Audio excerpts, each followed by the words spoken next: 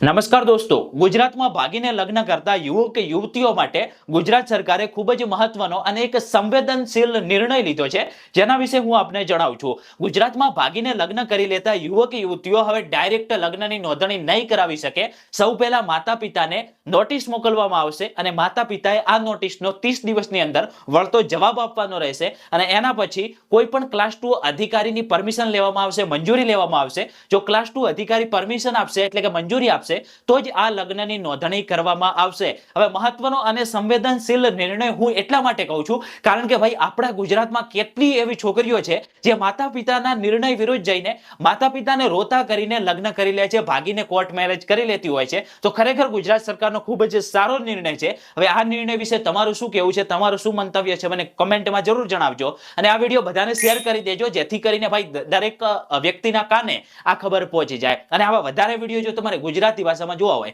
તો આપણા પેજને ફોલો કરી દેજો.